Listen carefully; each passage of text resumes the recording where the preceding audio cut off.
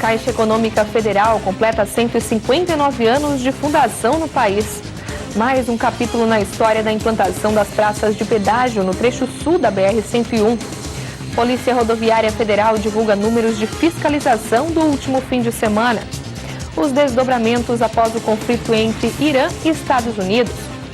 Segunda-feira é dia de conferirmos a previsão do tempo para o restante da semana na região. O uso excessivo do celular pode virar vício. E ainda o esporte, Tigre apresenta mais um contratado para a temporada 2020. As notícias de Criciúma e do sul de Santa Catarina você confere a partir de agora, no ar pela TV Primavera, Informe Região.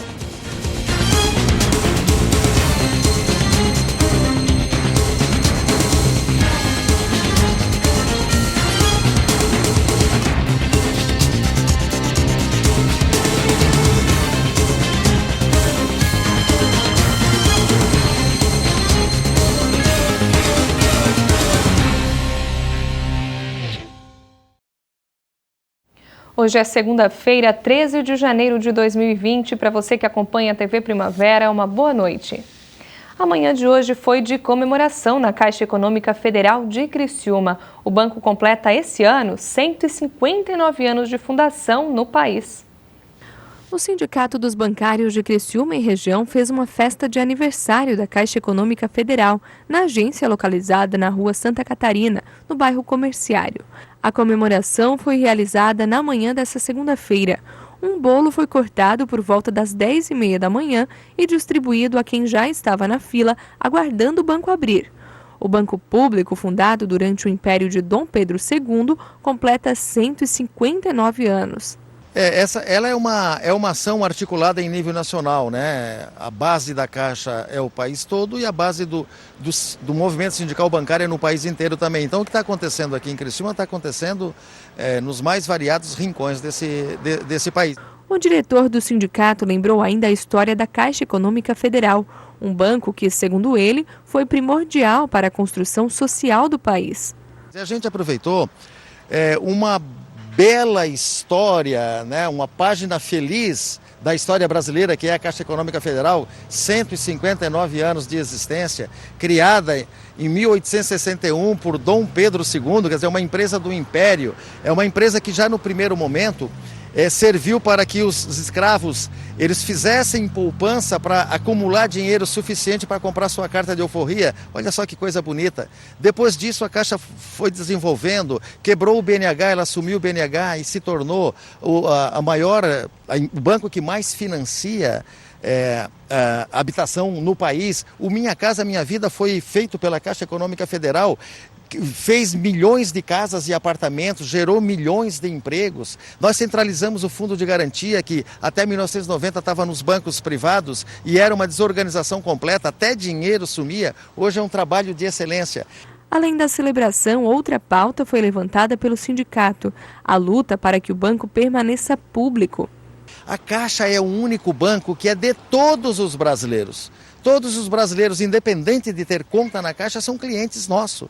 E a Caixa é uma empresa eficientíssima. Ela deve fechar 2019 com um lucro de 15 bilhões. 5 empresas estatais, Banco do Brasil Seguridade, Caixa Econômica Federal, Petrobras e BNDES, deve estar fechando 2019 com um lucro de mais de 100 bilhões de reais. Perguntamos, se as empresas dão um lucro dessa magnitude, privatizar para quê? Ele defende que a privatização é prejudicial aos cidadãos. A Caixa é um banco de todos os brasileiros. Uma vez privatizada, ela será banco de alguns brasileiros. Nós queremos que toda a sociedade brasileira continue a se beneficiar da Caixa Econômica Federal, né? E não é com base em promessas, é com base naquilo que a Caixa já executa há 1,5 séculos. A população brasileira gosta da Caixa Econômica Federal. Nós temos pesquisas que apontam que é o banco preferido pelo povo brasileiro. E na medida que ela vai descobrindo que todas essas palavras bonitas que eles vão falando no economês aí, quer dizer privatização, na medida em que ela começa a saber que a Caixa sofre uma dura ameaça de privatização no governo Bolsonaro, ela começa a se posicionar contrária à privatização e faz coro conosco por uma Caixa 100% pública. E foi durante o corte do bolo que o sindicato também aproveitou para conscientizar a população sobre o tema. Claro, primeiro as pessoas têm que saberem o que está acontecendo. O processo de manipulação que se vivencia no Brasil, o processo de fake news hoje, na minha infância era mentira o nome disso, né? Hoje é fake news. Esse processo todo, ele engana a população, né? O processo de privatização sempre é justificado com ineficiência, com prejuízo das empresas. Eu acabei de passar dados incontestáveis do quanto a Caixa é enxuta, do quanto a Caixa é importante para o povo brasileiro e do quanto ela gera de lucro, e esse lucro retorna para a sociedade brasileira em forma de obras, em forma de ações, em forma de programas. Mais um capítulo na história da implantação das praças de pedágio no trecho sul da BR-101. As 5 organizações que compõem o Fórum das Entidades de Criciúma, o FORCRI, decidiram unir forças para sensibilizar as autoridades públicas regionais a não partirem para a judicialização no processo de privatização da BR-101. As associações enviaram um documento apresentando 12 justificativas para a decisão de apoiar o encaminhamento da gestão da principal rodovia da região para a iniciativa privada e, com isso, a construção das praças de pedágio na região. A SIC, CDL, Somarsul, Lions e Rotary Clubs da cidade assinam o documento, que aponta como principais considerações a realização de 3 audiências públicas sobre o tema em Criciúma, Florianópolis e Brasília, a condução dos processos na conformidade da lei, o atual estado da rodovia e a incapacidade do poder público em mantê-la em boa conservação, além das benfeitorias estruturais previstas. Para as entidades, a judicialização, com o objetivo de barrar a privatização, resultaria na postergação do processo, levando a prejuízos para a sociedade sul-catarinense em virtude da falta de manutenção e investimentos estruturais importantes, com risco de comprometer a segurança e fluidez no eixo rodoviário para Santa Catarina, Brasil e Mercosul. A FORCRI já começou a encaminhar esse documento para as instituições, mas até agora não recebeu nenhuma resposta a respeito. E ainda falando em rodovia federal, a Polícia Rodoviária Federal realizou mais uma fiscalização reforçada no último fim de semana. A Polícia Rodoviária Federal realizou mais uma intensa fiscalização nesse segundo fim de semana de 2020. Durante esses dias, a PRF flagrou 143 motoristas dirigindo sob efeito de álcool nas rodovias federais de Santa Catarina.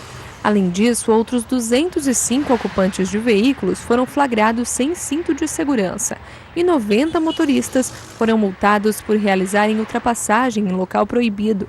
Foram flagrados também 26 veículos transportando crianças sem o uso do equipamento. No total, foram lavrados 1.746 autos de infração no fim de semana.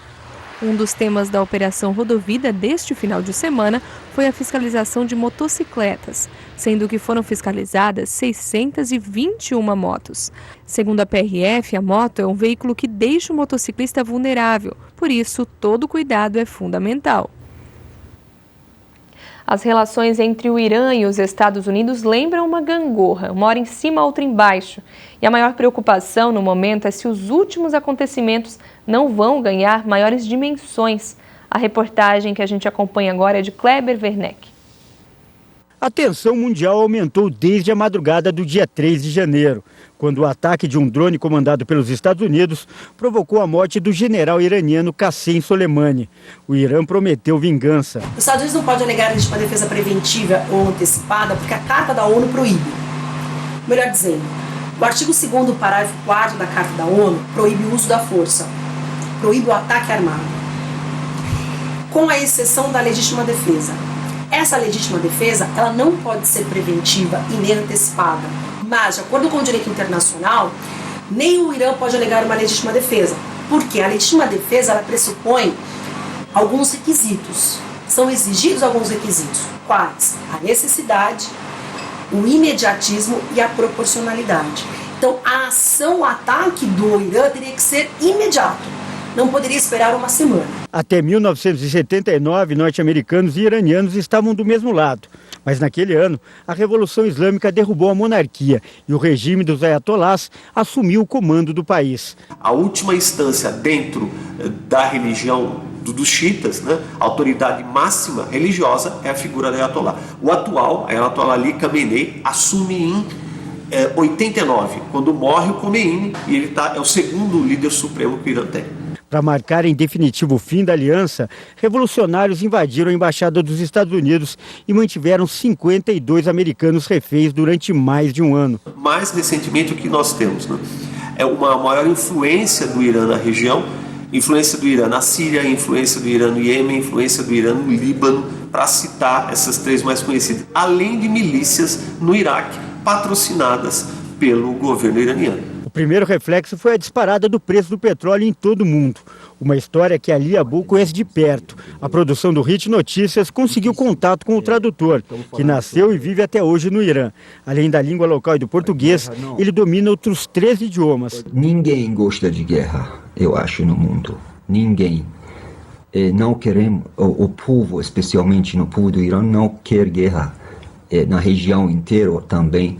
Porque eles são cansados da guerra, do sofrimento, do perder famílias, entendeu? E ninguém pensa, até a mídia, falando a mídia em geral, direita, esquerda, isso não me importa, entendeu? O que me importa é a vida humana no mundo, entendeu? E para sustentar esse plano, o governo iraniano passou a desenvolver um poderoso programa nuclear e quase conseguiu urânio enriquecido suficiente para construir uma bomba atômica. Mas em 2015, um acordo assinado pelo Irã com os Estados Unidos e outras potências mundiais limitou os estoques de urânio em todos os países. 3 anos depois, o presidente Donald Trump retirou os Estados Unidos do tratado e ainda impôs severas sanções econômicas ao Irã. Lembrar que a relação entre os países é uma relação de interesse, nada de, eu sou bonzinho hoje. Lembrar aqui bem rápido, Guerra Irã-Iraque, década de 80. O grande demônio que foi criado pelo norte-americano, que o Saddam era um demônio, na Guerra Irã-Iraque, o Saddam Hussein era amigo do governo iraquiano, porque estava lutando contra quem? Contra um inimigo maior ainda. Quem era? O Irã. O resultado foi que a economia iraniana despencou e o número de desempregados passou dos 10 milhões. Aqui no Irã, Oriente Médio, não está muito bem, como sempre, mas esses últimos dias é pior ainda por as coisas que aconteceu, vocês já viram nas notícias. O povo aqui está sofrendo por muitas coisas. O raiz desse sofrimento do povo não é religião, não é o raiz é o petróleo. E nesse jogo de xadrez não faltaram agressões. Em dezembro de 2019, o grupo libanês Hezbollah atacou uma base militar no Iraque. Matou 25 pessoas. Soleimani tinha relações com o grupo libanês. Em que momento essa sanção, essa crise que era econômica, financeira, se tornou armada? A partir do momento que os Estados Unidos, Donald Trump, entendeu por bem fazer um ataque armado no representante das Forças Armadas iranianas no Iraque. A atenção de todo mundo agora está voltada para o próximo capítulo desse conflito de mais de 4 décadas. O apoio dos chineses e russos aumentou os rumores de uma terceira guerra mundial, hipótese que é descartada pelos especialistas brasileiros. Efetivamente, eu não acredito em guerra. Os últimos acontecimentos arrefeceu os ânimos do Irã, arrefeceu os ânimos dos Estados Unidos, todo mundo teve seu ganho político. Para o direito internacional, como política internacional, a melhor solução entre os países é, sem dúvida, a diplomacia, o diálogo, a conversa entre os estados, entre os países. No centro dessa tensão, Ali Abu clama pela paz. O tradutor, que conhece tão bem as palavras em vários idiomas, gostaria que uma delas fosse riscado de todos os vocabulários. Guerra. Eu acredito, especialmente hoje em dia, o ser humano precisa de amor. Poder do amor, não amor a poder. Paz seja com vocês sempre. Amém. A seguir, o uso excessivo do celular pode virar vício.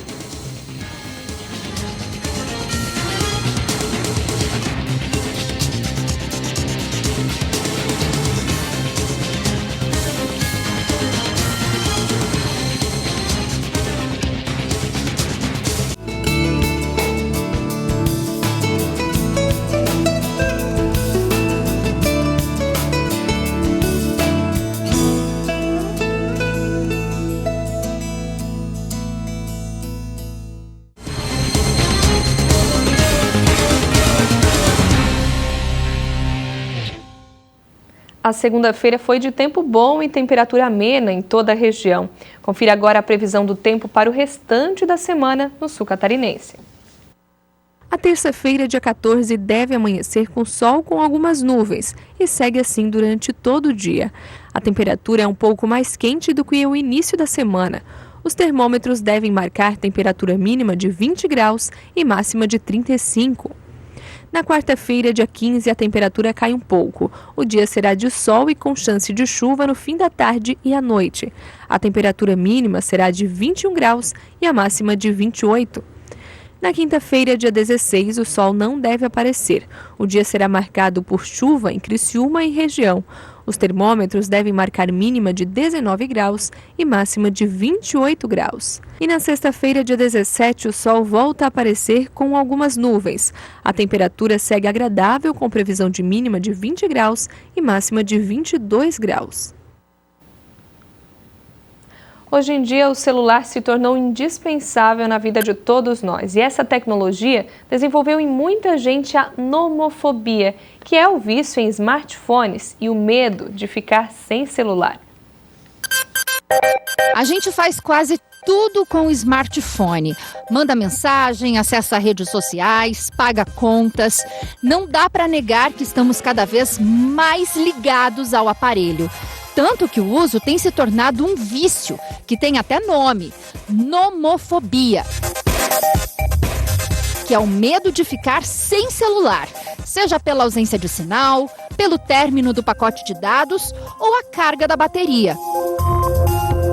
Você tem os mesmos sintomas de quem usa uma droga, né? Que é um viciado em drogas, em álcool. Então, ele tem tremedeiras, ele começa a ter suador, né? E hoje as pessoas, às vezes, quando vão viajar, a primeira pergunta hoje não é mais como é a acomodação, mas sim se tem um Wi-Fi, porque as pessoas não podem ficar sem um Wi-Fi. De acordo com a Organização Mundial da Saúde, 350 milhões de pessoas no mundo sofrem desse transtorno psicológico, que pode levar a doenças como a depressão. Quando a gente olha essa juventude com problemas enormes de depressão, de ansiedade, isso muitas vezes é essa falta de relacionamento que já começa a acontecer em casa e que tudo fica no virtual, né? Agora imagina num lugar de grande circulação de pessoas, como uma estação de metrô, por exemplo. Já imaginou o que a distração no celular pode causar? Aqui na linha 5 Lilás do metrô passam 640 mil pessoas todos os dias. É muita gente, né? Agora imagina se todo mundo resolvesse ficar de olho só no celular, o problemão que seria. Mas tem muito passageiro que não consegue se desconectar por nenhum segundo sequer. E é aí que acontecem os acidentes. E eles são mais recorrentes do que a gente imagina. Para se ter uma ideia, só aqui nessa linha, mais da metade dos acidentes que aconteceram nas escadas rolantes foram causados por aqueles distraídos que não largam o aparelho celular por nada. Tomando lugar na escada rolante e vendo um vídeo ou tá mandando um e-mail, digitando alguma coisa e não percebe o que está acontecendo à frente. Às vezes tem uma pessoa que tem uma mobilidade reduzida, que está na escada rolante, tem uma dificuldade maior para sair e eventualmente acaba atropelando a pessoa e acaba causando um acidente, né? Tem também boa parte dos problemas acontece na situação do embarque e desembarque, né? As pessoas também digitando, né?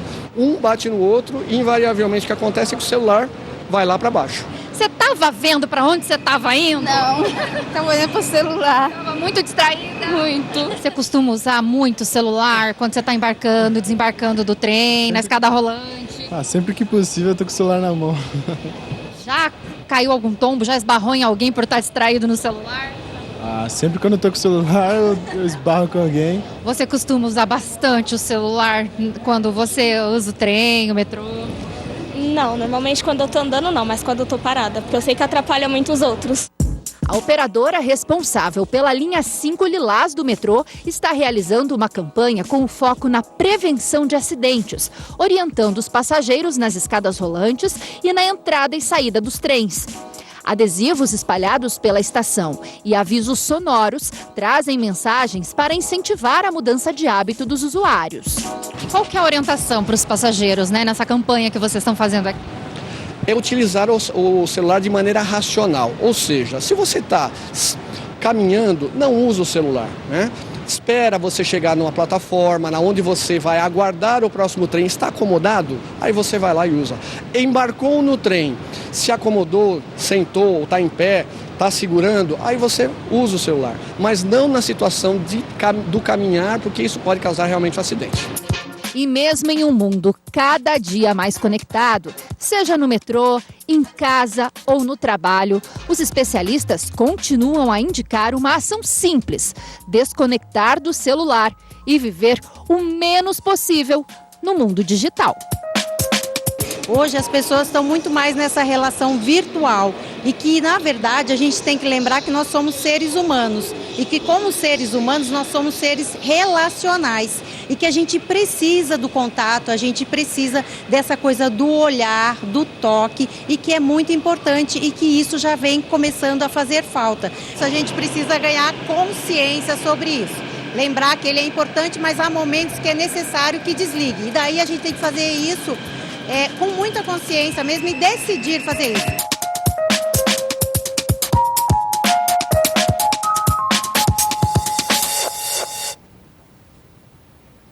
A seguir tem o esporte e os preparativos do Criciúma, que anunciou nos últimos dias muitas contratações.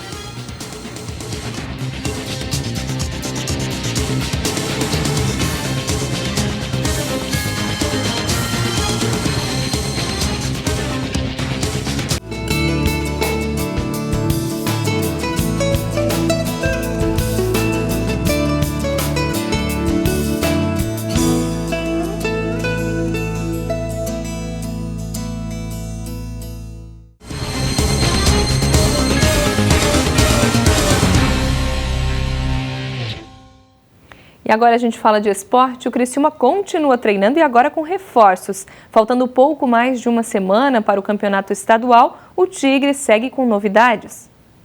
Rodrigo da Rosa Milanês, de 29 anos, é natural de Criciúma e atuou na base carvoeira de 2008 até 2010.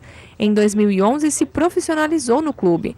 Foi por aqui também que o zagueiro começou lá em 2003, no infantil. Agora, de volta ao clube onde surgiu e na cidade onde nasceu, Rodrigo quer fazer uma boa temporada. Então, eu cheguei em 2003, né? Ainda era categoria infantil.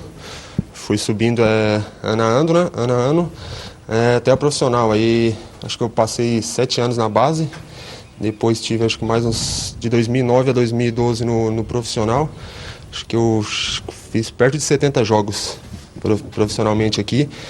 Depois saí um pouco, rodei um pouco em São Paulo, alguns clubes de São Paulo, uma passagem rápida por Mato Grosso, voltei para Santa Catarina, alguns clubes aqui também, e depois comecei a rodar no estado de Goiás, onde eu estava agora.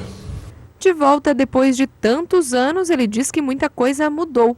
O Rodrigo, de mais de 10 anos atrás, não é mais o mesmo. Então, aquele Rodrigo ainda estava começando, na verdade, né? Não tinha saído ainda do Criciúma, na verdade, tinha passado minha base inteira um pouco profissional. Eu precisei sair um pouco para ganhar um pouco de bagagem, experiência.